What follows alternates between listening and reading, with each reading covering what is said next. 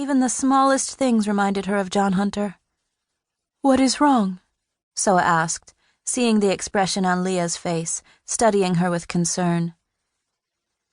"Just remembering when John taught us the dance." Soa's smile wilted.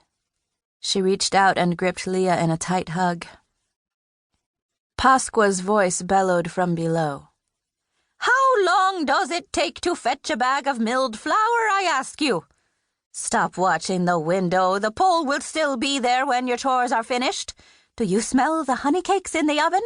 Mind you, do not forget the sugar plums, the tortelettes, the sambacard, and I need you to carry out the gooseberry fool before you change. If you spill and make a mess of yourselves before the dance, you will regret it. Get down here, girls. If I have to come up there, I will bring a switch. I will. Or a broom."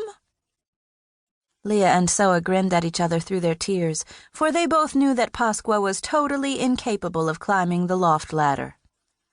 They hugged each other fiercely a moment longer, saying nothing, then brushed their eyes and hurried down, moving through the kitchen as if preparing for battle. Every open space on the tables was crammed with trays already spilling over with sweets and delights that only emerged the week of Whitsunday. Leah snitched a tiny royal cake and stuffed it into her mouth. Soa looked shocked and then tried not to giggle. Pasqua's sleeves were rolled up, and she was everywhere at once, stirring pots, poking loaves in the ovens, cracking eggs, and ladling honey. Leah balanced the trays on barrels and chests, while Soa scrubbed pots clean so that other dishes could be started. "Leah, take the pizzelles to the manor house," Pasqua said. "They are for the Aldermaston's guests this afternoon. Hurry back, girl. Do not dawdle and gawk. There is much to do." As Leah approached the door with a tray of pizzelles, it opened from the outside. Sunlight blinded her for a moment, and she did not recognize the man in the doorway. Though she did not know him, he walked in as confidently as if he had entered the kitchens 100 times. He was shorter than Leah, but as old as the Aldermaston and Pasqua. He had a cropped beard that was well salted, matching the rough tangle of hair atop his head. The leather hood was pulled down about his dirty neck and shoulders, and he wore stained leathers beneath a rough-looking tunic black with sap spots, and a sheathed gladius belted to his waist. The sight of the weapon struck Leah like thunder. If that did not, the bow sleeve around his shoulder would have. The wild look of him, the oil and leather smell of him, reminded her fiercely of the man she had buried in the Bairden Muir.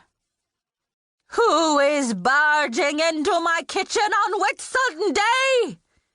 Pasqua said, her voice building to a roar as she turned around. She was dumbfounded a moment. "Martin?" His voice was loud and thickly accented. "It is a good reason, Pasqua, and I will beg you not to raise your voice at me again. Even these many years have not dulled the ache from hearing you rant by Cheshire. Tell me where the Aldermaston is, and I will be on my way as quickly as I came." He turned his fiery eyes to Leah. "Do not stare so, lass. That will not do. Not at all. The rudeness of children these days. I will relieve you of several of those since the tray looks so heavy." And with dirty fingers, he snatched 3 pizzelles and started eating one. Crumbs clung to his beard. Leah looked back at Pasqua. She stood silently, her mouth gaping open, staring at the intruder. "Martin," she said again, almost whispering. Then her eyes blazed with white-hot heat. "Out! Now, out!" He leaned against the door frame and cocked his eyebrow at her, waiting. "Get that tray away from him, Leah. Do not let him steal another bite. Where is that broom? Soa, the broom! Out, Martin! Out!" "Huff and holler all you like, Pasqua. Just tell me where I can find the Aldermaston, and I will go." He wandered over to a nearby barrel with a perfect dish of sambacard. Not a slice had been cut into it yet. "I always did fancy this dish of yours. I just might have a taste of it."